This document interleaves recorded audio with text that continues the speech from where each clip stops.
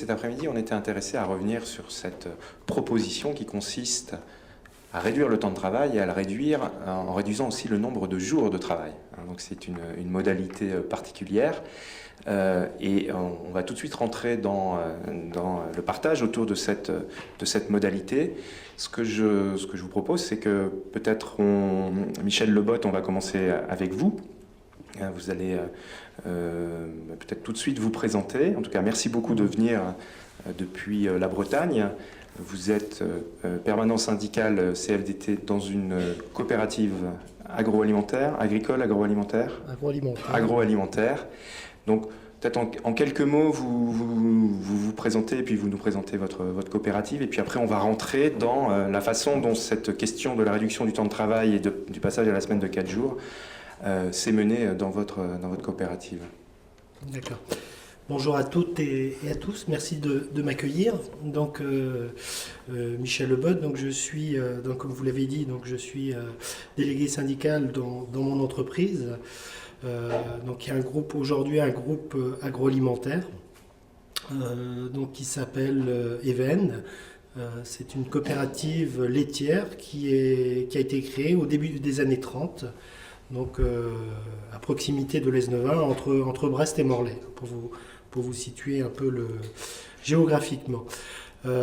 Son activité principale, c'est la collecte laitière et la transformation laitière.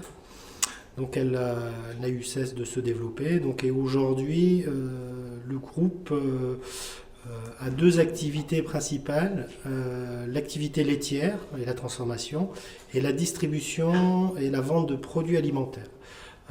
Ces deux activités aujourd'hui emploient 5500 salariés sur l'ensemble de la France. Donc voilà pour vous situer un peu l'entreprise. Merci beaucoup. Alors, la question de la réduction du temps de travail, elle est apparue il y a presque 20 ans, puisqu'on est en 2016, ou peut-être même 20 ans, le temps que ça se mette en place, je ne sais pas. En tout cas, c'est une réduction qui s'est construite dans le cadre d'un accord dit d'Eurobiens en 1997. Alors, comment cette question a émergé? Quelles étaient les intentions à l'époque et quelle forme a pris cette réduction? Alors, en fait, la réflexion, elle est partie d'une réflexion commune de la direction et de l'organisation syndicale, parce qu'à l'époque, nous étions la seule organisation syndicale dans l'entreprise, sur le partage du temps de travail. Donc, c'était l'objectif principal. Du côté organisation syndicale, donc c'était vraiment notre fer de lance. Pour la direction, elle cherchait aussi à organiser le temps de travail et à faire des gains de compétitivité.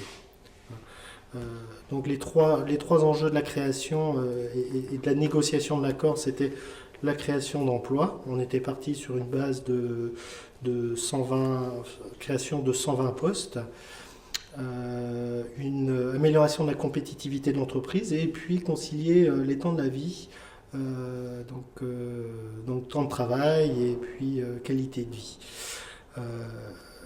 Il y a eu des négociations pendant plusieurs mois et on a abouti à un accord donc en 1997, en avril, et donc accord qui avait été soumis aux salariés et donc il y a 96% des salariés qui se sont exprimés et sur ces salariés qui se sont exprimés, 74 étaient pour l'application de la réduction du temps de travail et de la signature de l'accord.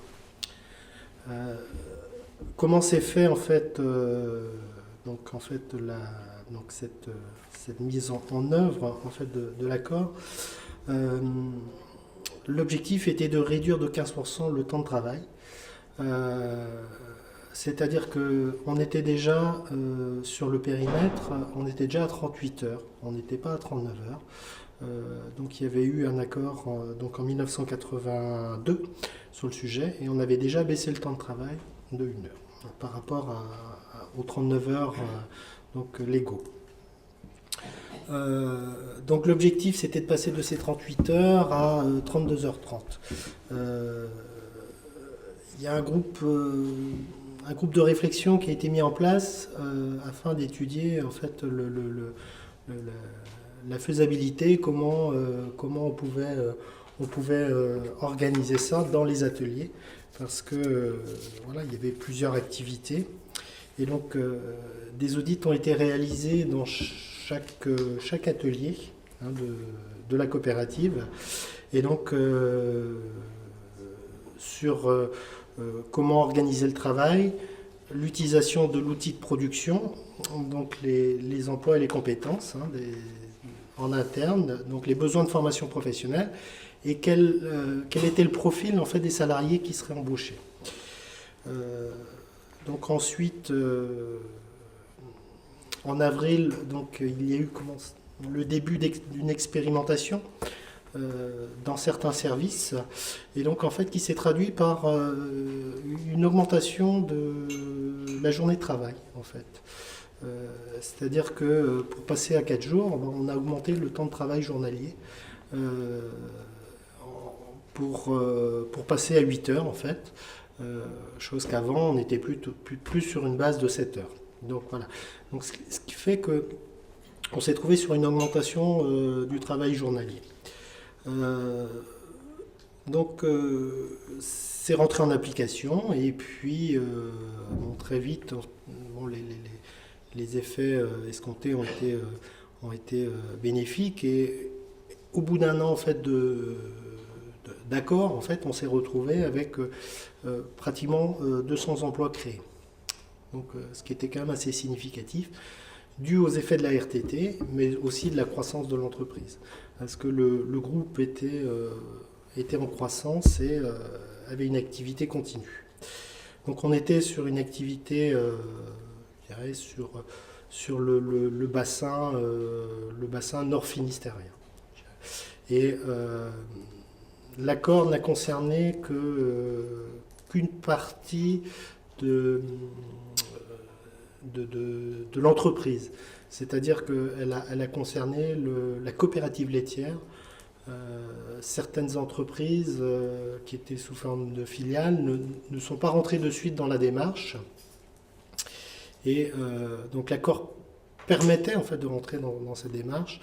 Mais avec l'arrivée des lois Aubry, donc les entreprises sont plus allées vers la réduction du temps de travail sur la base de 35 heures.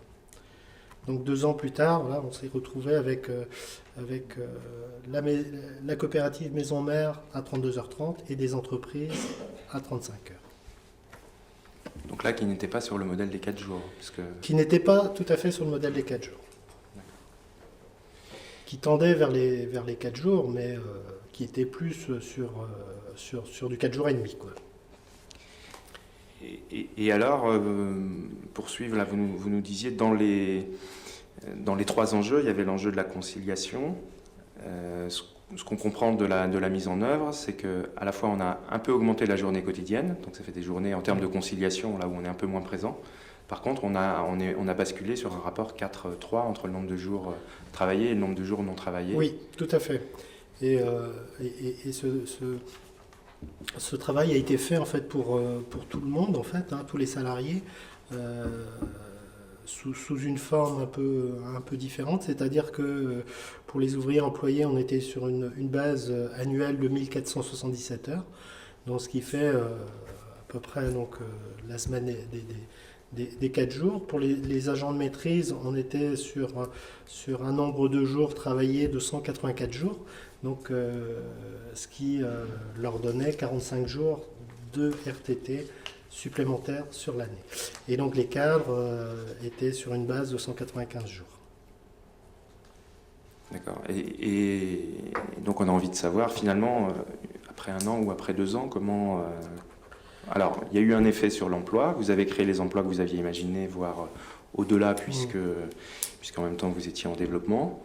Et quand vous avez fait le bilan, à la fois sur ces dimensions, alors emploi, mais aussi productivité, ou en tout cas compétitivité et qualité de vie, quels ont été les résultats ? Alors le bilan n'a pas été fait. Le bilan n'a pas été fait dans l'année qui a suivi, en fait. il y a eu un point d'étape. Alors c'était un accord à durée indéterminée déjà. Il n'y avait pas de notion de durée dans l'accord. Par contre, il était prévu de faire un point d'étape aux 7 ans de l'accord. C'est-à-dire qu'on arrivait dans les 7 ans, c'était la durée sur laquelle en fait l'entreprise percevait en fait des allègements de charges sociales dans le cadre de la loi, de l'accord, suite à la loi de Robien. C'est-à-dire que c'était un accord tripartite en fait, parce que donc il y a l'entreprise qui a financé en fait la réduction du temps de travail. Il y a l'État qui a aidé par rapport à l'exonération de charges sociales, mais il y a aussi les salariés qui ont contribué. Ils sont revenus sur certains en fait, acquis qu'ils avaient. Et donc, ce qui fait qu'il était prévu de faire un point d'étape à 7 ans. Donc, à ces 7 ans, donc en 2005, ce point d'étape a été fait et on a estimé en fait que l'objectif était atteint et que les différents financements en fait, qui avaient permis à la mise en place de cet accord permettaient d'aller plus loin dans l'accord. Donc, c'est-à-dire qu'on est reparti, on a décidé de continuer en fait la démarche et de ne pas revenir sur cet accord, parce que on aurait très bien pu revenir sur cet accord. On était dans une période où, avec les différents gouvernements Raffarin et puis le patronat qui fustigeait les 35 heures, c'était les mots absolus et qu'il fallait tout remettre en cause. Nous, on est resté en fait sur cette base-là. Donc ensuite, le groupe a continué à progresser. En 2009, il y a eu une étape importante. Il y a eu la création de l'AITA. Donc c'est une société en fait de transformation et de commercialisation des produits en fait laitiers. Et donc qui a regroupé en fait les activités transformation et commerciale de 3 grosses coopératives de l'ouest de la France. Et donc, qui commercialisent ces produits sous la marque Paysan Breton. Je pense que vous devez connaître cette marque, vous en avez entendu parler. Donc voilà, ça c'était un élément important pour le groupe où il y a eu une dimension plus importante en fait de cette activité-là. Donc c'est la coopérative Even qui était quand même majoritaire, mais d'emblée en fait elle a dit qu'elle souhaitait une harmonisation, mais pas vers les 32h30. Donc ce qui fait que ça posait quelques petits problèmes et des négociations sont engagées. Donc il faut quand même situer la chose, c'est que c'est une coopérative agricole et dont les adhérents ce sont des agriculteurs. Et c'est quand même un peu atypique ou un peu paradoxal de voir une coopérative dont les propriétaires sont des agriculteurs de mettre en place un accord sur le temps de travail des 32h30. Hein. Eux qui ont une culture du travail et qu'ils font beaucoup plus de travail que les autres, ou ils travaillent beaucoup plus que les autres. Donc on était dans ce contexte-là et visiblement la direction ne voulait pas aller plus loin. Donc des négociations ont été engagées sur ce sujet-là. Elles ont mis du temps à aboutir. Elles ont abouti en 2014 et donc avec en fait un accord qui serait applicable début 2015. Donc l'objectif était quand même de concilier au maximum le travail des 4 jours et d'essayer de le conserver où c'était possible. Donc entre-temps, en 2011, il y a une autre société de ce périmètre-là qui a en fait négocié, qui a renégocié son temps de travail. Hein. La direction a souhaité renégocier le temps de travail par rapport à une augmentation de l'activité. Et donc, elle a profité en fait de cette augmentation d'activité pour quelque part pallier un peu pour faire augmenter les rémunérations de certaines catégories, hein, notamment au niveau des entrepôts où les rémunérations étaient quand même assez basses. Donc elle a profité d'augmenter le temps de travail. Donc ce qui fait que cette société-là, elle a aussi augmenté le temps de travail. Et aujourd'hui, on se retrouve avec effectivement un 32h30, 3 entreprises et 150 salariés. Donc voilà un peu la photographie aujourd'hui de la situation. Et sachant que sur ces 3 entreprises, la direction souhaite, dans 2 d'entre elles, renégocier le temps de travail. Donc on suppose que c'est pour les ramener à 35 heures. Voilà. Donc, mais sachant qu'il y a quand même une forte... même s'il y a renégociation, il y a une volonté d'essayer de rester sur une organisation qui permette le travail en 4 jours, pas forcément toutes les semaines, mais de pouvoir s'organiser, avoir des temps de repos assez fréquents. Donc voilà, et puis ce qu'on peut dire aujourd'hui, c'est que l'entreprise, elle a quand même beaucoup évolué. L'organisation a beaucoup évolué. Donc, tout à l'heure, on évoquait les mots modulation, annualisation, donc travail en continu, travail de nuit. Donc tout ça aujourd'hui se sont développés en fait dans l'entreprise.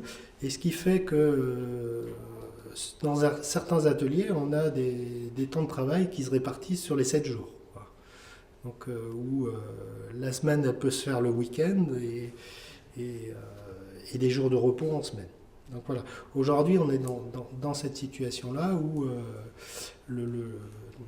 les impératifs économiques, on dira ça comme ça, ont fait qu'il y a une organisation du travail qui fait que dans certains services on travaille 24 heures sur 24 et 7 jours sur 7. En plus, ce qu'on peut dire, c'est que on assiste aussi, et c'est peut-être là un des points négatifs, les temps de présence dans l'entreprise sont plus serrés, voilà, mais il y a moins d'échanges. On voit, donc auparavant, alors c'est peut-être pas forcément l'accord, mais c'est la société et puis l'activité économique en elle-même qui demande de l'intensification, mais on voit qu'il y a beaucoup moins d'échanges au niveau des salariés et que voilà, une fois qu'on a fini sa journée, on s'en va et donc on quitte l'entreprise le plus rapidement possible, chose qu'avant il y avait des temps d'échange qui étaient quand même beaucoup plus importants. Donc voilà, et puis ce qui fait qu'aujourd'hui, un de nos sujets de négociation au niveau du groupe, par rapport à tous ces notions de communication, d'échange, de travail, de ramener le sens au travail, on est en pleine négociation d'un accord sur la qualité de vie au travail. J'espère qu'il donnera des effets, mais pour l'instant il est en négociation et puis on va essayer de le mettre en œuvre pour améliorer les choses. Très bien, merci beaucoup. Sur la question de la conciliation et des effets justement du changement de rythme, c'est-à-dire le fait de passer à 4 jours, quels sont les retours ? Les retours, ils ont été bénéfiques, parce que donc les salariés avaient beaucoup plus de temps libre, et temps libre qu'ils pouvaient en fait donc utiliser sous différentes formes. Donc pour concilier la vie de famille, pour s'occuper de sa famille, pour avoir des activités, pour faire aussi certaines choses qu'ils n'auraient pas forcément pu le faire. Voilà. À titre d'exemple, moi, par exemple, j'ai rénové mon habitation. Donc voilà, donc ça donne d'autres temps qui permettent de faire autre chose. Et je pense que c'est pour ça aussi que les salariés, même si on remonte le temps de travail, ils sont quand même attachés à garder le plus possible une organisation du travail sur les 4 jours. Et manifestement, en tant que représentant des salariés, c'est quand même une idée qui est plus débattue aujourd'hui, ou qui est moins portée collectivement, c'est Alors, ça? C'est-à-dire voilà, elle est moins portée. Une partie Oui. des salariés, finalement, s'accommodent ou acceptent une augmentation du temps de travail. Alors, c'est ça qui est paradoxal aujourd'hui, c'est-à-dire que on a négocié un accord donc en 97 sur la diminution du temps de travail dans un contexte de partage du temps de travail. Et aujourd'hui, on est avec des taux de chômage qui sont beaucoup plus importants. Et on est sur d'autres problématiques. On voit très bien la réduction du temps de travail en tant que telle. C'est pas trop la préoccupation, ou c'est moins la préoccupation des salariés qu'à cette époque-là. On est peut-être aussi sur une notion où peut-être que les contreparties ont été trop importantes à l'époque. C'est-à-dire que ceux qui ont négocié cet accord-là, donc je disais c'était un financement tripartite, entreprise, État et puis les salariés. Il y a peut-être eu des contreparties un peu trop importantes et puis du coup aujourd'hui, toutes les générations qui sont rentrées après la réduction du temps de travail s'y retrouvent peut-être moins. Donc c'est peut-être aussi une partie de l'explication. C'est-à-dire qu'un temps fut, on avait les salariés de l'avant RTT et puis de l'après RTT. Ça, c'est des choses qui existent. Alors, je crois qu'il y a déjà des réactions ou des questions. Oui. Alors, peut-être, voilà, ce qu'on vous propose, c'est enregistrer, et puis pour que la qualité, donc c'est que vous puissiez utiliser le micro qui est devant vous, vous donner votre nom, et puis... Yves Buxenschütz, je suis lié à Thémis et je suis annexe d'Anon. Qu'est-ce que vous appelez un financement partagé entreprise, État, salarié? Et comment ça s'est fait? Alors, comment ça s'est fait?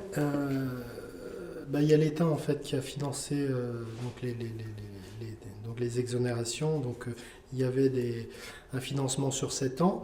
Donc l'entreprise qui elle aussi a en fait financé.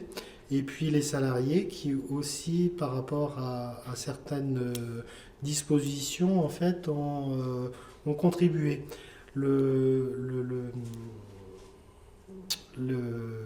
La réduction du temps de travail s'est faite sans diminution du salaire. Et donc le salarié n'a pas beaucoup cotisé alors. Si, voilà. C'est-à-dire qu'il y a eu certaines dispositions qui n'ont pas été, qui ont été remises en cause. La prime de salissure, le congé d'ancienneté, un gel des salaires sur 2 ans, et puis le blocage de la prime d'ancienneté au niveau actuel à cette époque. Donc ce qui fait qu'il y a eu, il y a eu des financements croisés et qui ont permis en fait d'aller plus loin dans l'accord.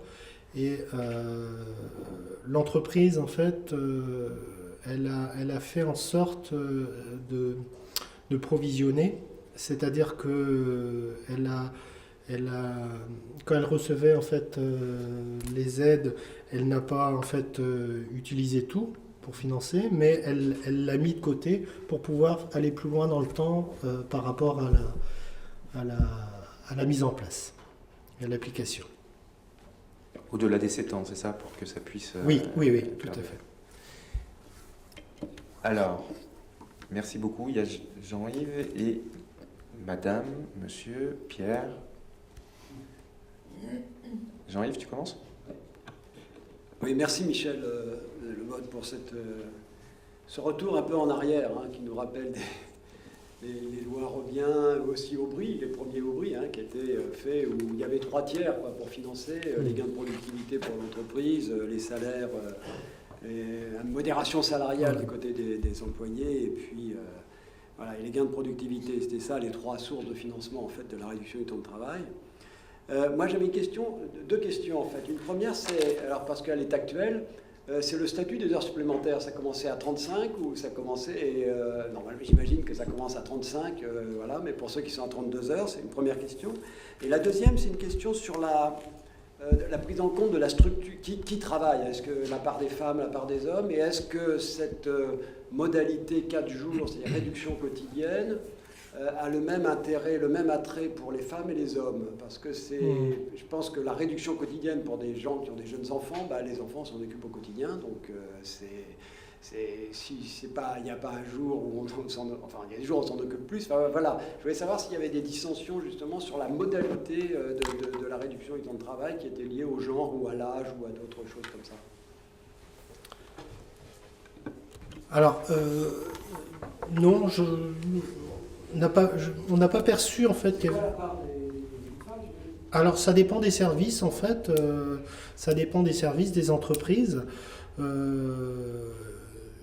Globalement, on n'a pas un décalage si important que ça entre hommes-femmes. Et puis tout le monde s'est retrouvé en fait dans la réduction du temps de travail, aussi bien les hommes que les femmes. Il n'y a pas eu de plus dans une catégorie qu'une autre. On ne l'a pas ressenti. Après, la notion d'heures supplémentaires, ça a été un point de désaccord avec la direction. À partir de quel moment il se déclenche? Donc pour la direction, en fait, c'était 35 heures, hein, et entre 32h30 et 35 heures, c'était des heures complémentaires. Et donc pour nous, ça devait se déclencher à partir de 32h30. Mais sur ce sujet, on n'a jamais eu gain de cause, et voilà, le déclenchement des heures supplémentaires se faisait à partir de 35 heures. Merci. Oui, allez-y. Bonjour, Diane Adam, je suis ergonome en formation. Votre présentation me pose une question. C'est vous avez du recul maintenant depuis cette baisse de temps de travail. Est-ce que vous avez vu des effets sur la santé avec une baisse du temps de travail sur 4 jours ou pas? Est-ce que ça permet une prolongation du travail en santé des opérateurs? Alors, c'est difficile à dire dans le sens où ce que je disais tout à l'heure, on ressent une intensification du temps du travail. Et c'est ça qui pose problème en fait.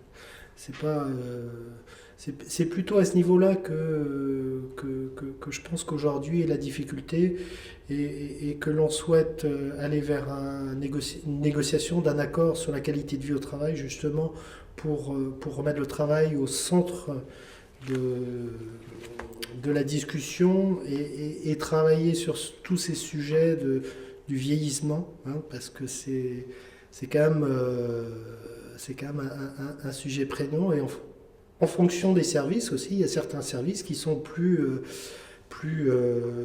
exposés que d'autres, notamment tout ce qui est production, travail à la chaîne, sachant que la transformation laitière n'est pas l'activité agroalimentaire qui est le plus exposée aujourd'hui. Il y a des activités agroalimentaires où le travail à la chaîne, les cadences sont beaucoup plus difficiles. C'est notamment toutes les activités du travail de la viande. Là, c'est vraiment...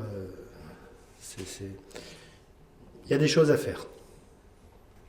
Là, la question, c'est finalement de savoir si c'est lié au fait qu'on a réduit à un moment et donc que ça a intensifié, ou si c'est plus large. Parce que je pense que c'est plus l'activité économique et la société aujourd'hui qui font qu'il y a une intensification. Donc si les personnes travaillaient plus, ou réaugmentaient leur temps, oui. La question de l'intensification serait encore plus problématique. Présente. Oui, tout à fait. Alors, il y avait monsieur et puis Pierre.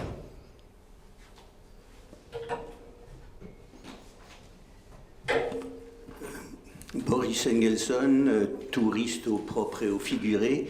Donc je suis là un peu par hasard, et avant de vous avoir entendu parler de la chaîne de production de la viande, j'avais pas entendu au cours de la petite heure que j'ai été ici une phrase sur les tâches concrètes qu'on est censé accomplir pendant ces heures ou son temps de travail qu'on veut augmenter ou diminuer. Et ma question, c'est est-ce qu'on peut en discuter de la même manière dans l'agriculture, dans une chaîne d'usines et dans les services ou l'administration, parce que j'imagine, c'est peut-être une imagerie enfantine trompeuse, que dans l'agriculture, on fait peu de tâches inutiles.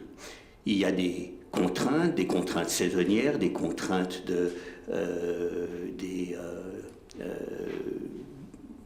des activités, disons, des semailles, du poulailler, etc., qu'on ne peut pas remettre au lendemain ou à la saison suivante. En ville, plus personne ne sait quelles sont les tâches productives et les tâches improductives. En tout cas, il n'y a plus de possibilité de voir un lien de cause à effet direct entre le temps passé au travail et le résultat productif. Donc, il me semble quand même que c'est très très difficile de parler de réduction du temps de travail dans un domaine comme l'agriculture, sans y voir au fond une augmentation directe ou indirecte considérable des salaires, ce qui n'est pas le cas pour les tâches de bureau. Bon, c'est vrai qu'il y a des théories qui disent qu'un patron de bonne humeur augmente la productivité laitière des vaches, mais c'est un effet assez marginal. Donc comment vous voyez cette possibilité de discuter de notre sujet sans jamais faire allusion aux tâches effectives qu'on est censé accomplir? Alors, c'est sûr que c'est donc les tâches effectives, c'est le cœur du travail. Pour moi, la question se pose dans tous les domaines d'activité, mais peut-être de manière différente. Quoique, il y a des points similaires. Vous parliez de la production agricole. Aujourd'hui, je représente en fait la MSA dans une CPHSCT. C'est-à-dire que c'est un CHSCT, je dirais, territorial au niveau du département sur les conditions de travail en agriculture. Un des derniers travaux qu'on a menés, c'est sur la qualité de vie au travail et sur comment on fait pour échanger, même en petite équipe. On a fait il y a eu un travail de fait au niveau avec un cabinet d'expertise, et ensuite on a fait un travail de diffusion avec une BD, en fait, de la prendre sous forme humoristique et d'expliquer comment on fait pour échanger sur le travail, même en petite équipe. Donc la problématique, elle se pose aussi là. Après, je dirais par rapport aux différents services, la question se pose un peu différemment, c'est-à-dire que dans la transformation, ce sera plus les conditions de travail en tant que telles, la condition d'exercice du travail. Ensuite, dans les organisations de services, ce sera plus la tension, le stress au travail. Donc c'est plus voilà, tout ça aujourd'hui se caractérise, mais de façon différente. Et par rapport à ce que disait monsieur, ce que vous nous avez dit tout à l'heure, c'est qu'au moment où vous avez eu cette réflexion, vous êtes allé regarder service par service ce que ça signifiait au regard des activités tout aussi. À fait. Donc tout à fait. Pierre, vous souhaitiez réagir? Oui, alors deux petites questions. Alors d'abord sur la question du financement, pour ceux qui ont un peu oublié ce qu'était la loi de Robien, ça fait quand même presque 20 ans. Ça fait 20 ans. Il se trouve que dans le livre qu'on a fait avec Michel Rocard, on a fini, la dernière annexe, c'est l'accord chez Maminova, chez Copeven. Et donc effectivement, la loi de Robien donnait pour les entreprises qui baissaient de 10 ou de 15%, il y avait 3 scénarios, une réduction de 10% du temps de travail avec 10% de création d'emplois, une réduction de 15% du temps de travail avec 15% de création d'emplois, et puis un scénario défensif qui avait été demandé par Charles Millon parce que les industries de défense voulaient éviter des licenciements. Et dans le scénario offensif, la première année, l'exonération correspondait à 10 points de la masse salariale, et après ça, de façon continue, jusqu'à la 7e année. Donc il y avait une année avec moins 10, le coût du travail baissait de 10 points, et les autres étaient moins 8. C'était l'équivalent de ce qu'on aurait payé. L'idée, c'était d'activer les dépenses de chômage. C'est ce que proposait la CFDT à l'époque, c'est dire, et encore aujourd'hui, le raisonnement vaut à nos yeux. Aujourd'hui, en France, on met 80 milliards chaque année pour financer le chômage et ses conséquences. Est-ce qu'on ne pourrait pas avoir une autre vision et activer une partie de ces dépenses, l'UNEDIC étant 35 sur les 80 milliards? Antoine Riboud, celui qui avait lancé, vous dites que vous étiez à Danone, celui qui avait lancé le débat sur la semaine de 4 jours, c'était Antoine Riboud, le patron de Danone, qui en septembre 93 avait dit il faut passer à 4 jours, 32 heures, sans étape intermédiaire. C'est le meilleur moyen pour obliger, disait-il, dans le monde, les entreprises à créer des emplois. Donc il y avait effectivement une exonération qui... Et donc on voit effectivement que chez Copeven Maminova, vous avez juste bloqué les salaires pendant, ce que je répète ce que vous disiez, pendant un an et demi, et qu'après ça, le salaire progressait, qu'il y a une prime de salissure. Je fais que confirmer ce que vous disiez. Vous aviez exactement en tête l'accord, la prime de salissure qui datait, on m'a dit, depuis 1936, à l'époque où les ouvriers rapportaient le bleu tous les soirs à la maison pour le laver. Là, ils avaient accepté, donc il y a quand même une petite perte financière le jour J. La prime de salissure est passée à l'AS, et on a bloqué les congés payés à l'ancienneté. Voilà, je confirme, c'est juste pour... voilà. Et donc ma première question, c'est au bout de 7 ans, concrètement, ça veut dire quand même qu'il n'y a plus l'exonération de 8 points. Ça veut dire que d'une année sur l'autre, la loi de Robien finissait l'exonération. Donc ça fait quand même un choc de l'ordre de 8 points de masse salariale. Première question, comment vous avez fait concrètement? Vous avez dit que l'entreprise avait mis un peu en réserve, mais peut-être que ça explique aussi l'intensification du travail, je ne sais pas. Voilà. Deuxième question, c'est... La dernière fois que j'avais été en débat à Brest avec un de vos collègues il y a quelques années, qui était aussi un des responsables de la CFDT de l'entreprise, il m'avait dit qu'il y avait eu un bilan fait par le médecin du travail qui était très intéressant.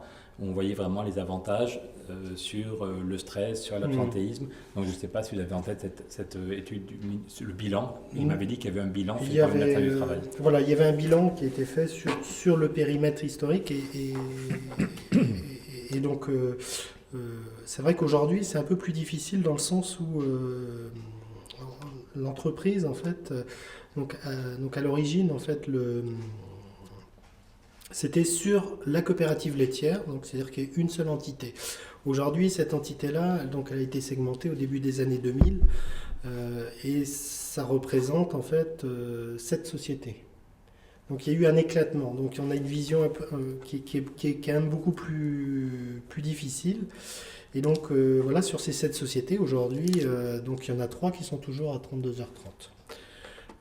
Voilà, donc c'est un peu plus difficile d'avoir les éléments. Et donc avec toutes les difficultés aujourd'hui sur la médecine du travail, hein, c'est un autre sujet, mais je pense que dans les années à venir, on aura de réelles difficultés sur ce sujet-là, où les médecins du travail aujourd'hui ont quand même des difficultés à accomplir toutes leurs missions et le rapport, en gros, s'ils n'ont pas obligation de le faire, ils ne le font pas.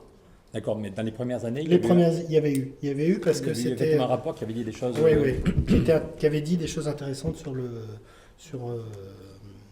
sur les faits, sur l'organisation et sur la santé des salariés. Mais je ne l'ai pas en mémoire, ce rapport-là. Et sur l'autre question de Pierre, finalement l'année de la bascule, là, puisque 7 ans après, il n'y a plus les exonérations.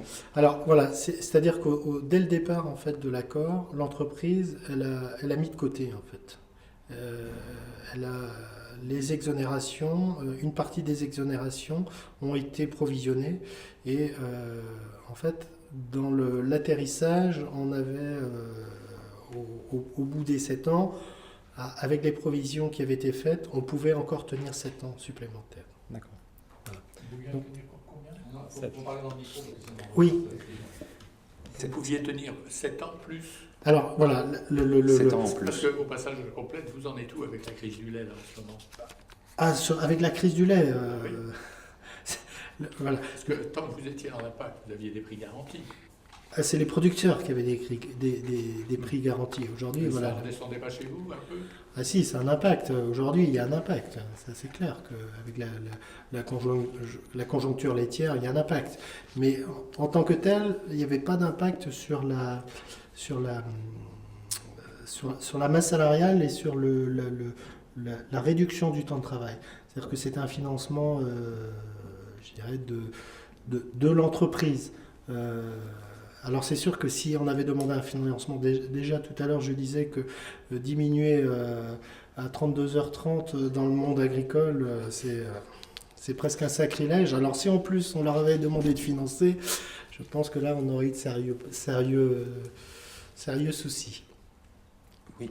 Pardon de reprendre la parole, mais il se trouve que le DRH Il se trouve qu'il y avait, comme vous l'avez dit, en même temps une demande forte. Je crois que la CFDT représentait 80% des salariés. Il y avait le congrès de la CFDT en 1995 demande une loi cadre pour aller à 32 heures. Donc aujourd'hui, il n'y a plus aucun grand syndicat en France, sauf peut-être la CGT qui porte cette revendication. Mais en 95, dans ces années-là, la CFDT était vraiment très, très en pointe là-dessus. Et il se trouve que l'ensemble des DRH de la filière lait m'avaient contacté fin 93, quand j'étais un jeune con de 28 ans qui venait de lancer le débat sur la semaine de 4 jours. Et je me souviens d'une réunion avec Jean-Yves Madec, qui était votre DRH, avec de Kermel, qui était le patron de toutes les ressources humaines du secteur du lait. Et c'était vers la place de Clichy, je crois qu'il y avait la maison du lait, qu'on avait passé la soirée à réfléchir aux 4 jours. Et que quelques semaines plus tard, le DRH de Maminova m'avait relancé, et puis voilà, ils avaient lancé la négo. Ils m'avaient raconté, je vous dis ça parce que c'est intéressant en termes de méthode, quand vous dites que vos actionnaires, ce sont des paysans qui se lèvent à 5 h du mat, dont le revenu était correct tant qu'on n'est pas foutu en l'air à la PAC et qui maintenant s'effondre. Et donc quand le DG et le DRH ont eu l'idée qu'on pourrait peut-être faire un accord avec la CFDT et passer à 32 heures, c'était pas évident. C'était bien avant les lois Aubry. Hein. À l'époque, il y avait 6 ou 7 entreprises. Il y avait Brioche Pasquier, on peut compter sur les doigts d'une main les entreprises qui, avant la loi de Robien, quand vous avez commencé à parler du concret, il y avait Brioche Pasquier, il y avait 5 entreprises qui avaient utilisé ce qui était l'amendement Larcher-Fourcade. Jean-Yves, tu l'as peut-être oublié, sinon ta rétrospective était claire, mais en 93, non, tu as mis la loi quinquennale, dans la loi quinquennale, en 93, on avait réussi à mettre l'amendement Chamard, voilà, il y avait 5 entreprises qui étaient passées à 4 jours, voilà. Et donc, c'était pas évident que des actionnaires qui sont des paysans qui se lèvent à 5 h du mat et qui font 80 heures par semaine voient d'un bon oeil qu'on passe à 32 heures alors que rien ne le rendait obligatoire. Et donc, en termes de méthode, le DG et le DRH m'avaient raconté qu'ils avaient fait ça en 3 fois. Et ça peut vous intéresser dans votre vie perso comme dans votre vie associative, syndicale ou autre, ou des responsables d'élus locaux. Ils se sont dit, si on leur demande de voter tout de suite au premier conseil d'administration sur un projet qui va leur paraître venu de Mars ou de Pluton, ils vont nous dire non. Donc on le fait en 3 fois. La première fois, on leur dit, je schématise, on a une drôle d'idée, ça va vous paraître bizarre, mais rassurez-vous, on ne demandera aucun vote, ni cette fois-ci, ni la fois suivante. Mais on va vous dire ce qu'on a en tête, et puis on va vous donner les documents et on répondra à toutes les questions. Voilà, donc ils expliquent qu'on pourrait passer à 32 heures et négocier dans chaque unité les compétences, voilà.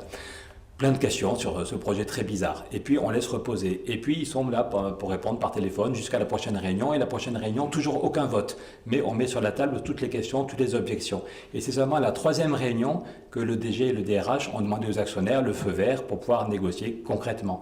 Et finalement, il y a eu, là, vous avez donné les chiffres du côté des salariés, vous avez dit que c'était 74% des salariés qui avaient voté oui au référendum que vous avez organisé. Et je crois que du côté des actionnaires, c'était la quasi-unanimité qui a accepté aussi un truc qui paraissait quand même assez tordu, de passer à 4 jours sans baisse de salaire. Donc je vous dis ça parce qu'en termes de méthode, ils disent que s'ils avaient voulu l'obtenir dès la première réunion, ils auraient sans doute eu une levée de bouclier, et le fait de laisser du temps a permis d'avoir un accord qui a été vraiment mûri et qui a été accepté par la quasi-totalité, je crois, des actionnaires.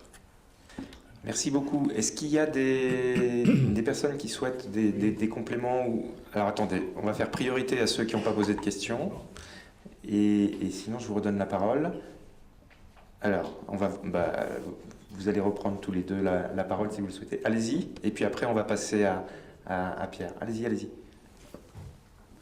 Je me suis demandé, je me représente, excusez-moi, Diane Adam, ergonome en formation. Je me demandais dans votre présentation, vous disiez qu'il y a des salariés d'avant la baisse de temps de travail, des salariés d'après. Est-ce que ça signifie qu'il n'y a pas eu de baisse de salaire, mais que le salaire d'embauche après était plus bas? C'est quoi la différence entre avant-après, et en quoi les personnes qui arrivent après la réduction du temps de travail peuvent le vivre moins bien que ceux qui l'ont vécu directement et qui étaient en poste avant? Voilà, concrètement, c'est au niveau du blocage de la prime d'ancienneté.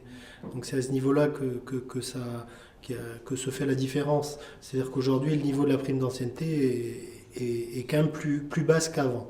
Et donc, un des reproches que font aujourd'hui les nouveaux, c'est de dire, vous avez sacrifié une prime d'ancienneté que vous aviez, mais qui ne vous coûtait rien parce que vous l'aviez, pour créer des emplois, et c'est nos emplois aujourd'hui. Donc quelque part, on se mord un peu la queue, mais c'est tout juste si on ne va pas reprocher d'avoir créé les emplois qu'ils occupent, quoi. Mais c'est un peu ça l'ambiance par moment, quoi. Merci, allez-y. Alors, en fait, juste, Oui. on vous redemande de redonner votre nom, parce que comme c'est enregistré et qu'on décrypte Ok. après. Alors, Yves Buxenschütz, toujours ex-Danone, et j'ai été directeur général de Blédina. Alors, je vais donner une nouvelle version à M. Laroutourou, qui, je pense, ne la connaît pas. Chez Blédina, on avait, dans les années 89, envie de créer de l'emploi et de la croissance. On avait la chance de payer, en gros, 20% de plus que notre bassin de travail, que ce soit à Brive ou à Villefranche, qui étaient nos 2 sites. Et surtout, on distribuait à peu près 6 mois d'intéressement et de participation. Et on était déjà passé à 37 heures dans l'opération Mitran, parce qu'on avait trouvé que faire ça en 5 fois, c'était stupide.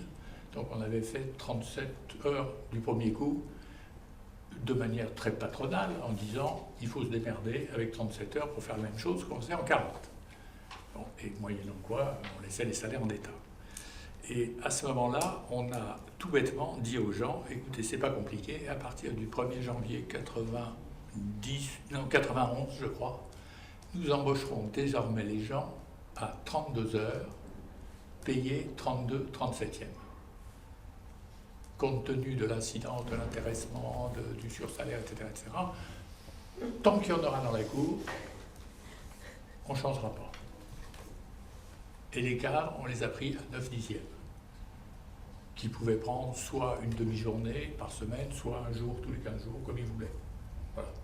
Et on en a pris 250. Voilà. 250 embauches. On a fait 250 embauches. On est passé de 1285 à 1500.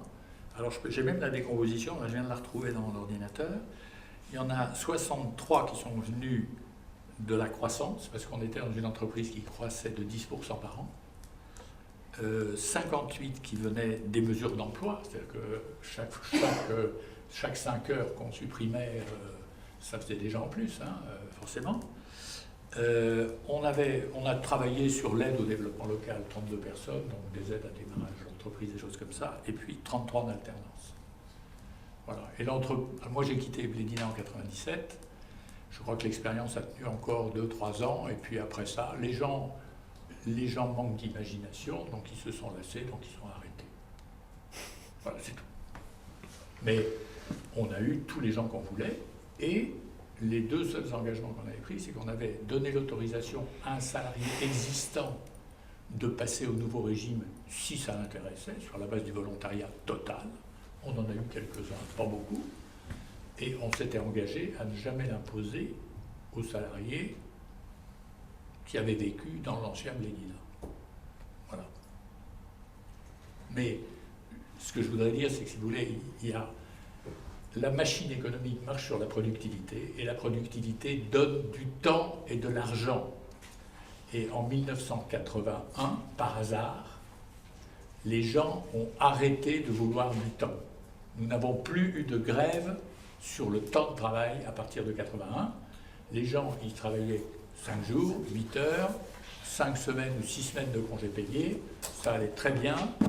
Toute la productivité est passée en augmentation de salaire des insiders, comme on les appelle maintenant, et puis le temps de travail disponible, donné par la productivité, il a été basculé sur les chômeurs.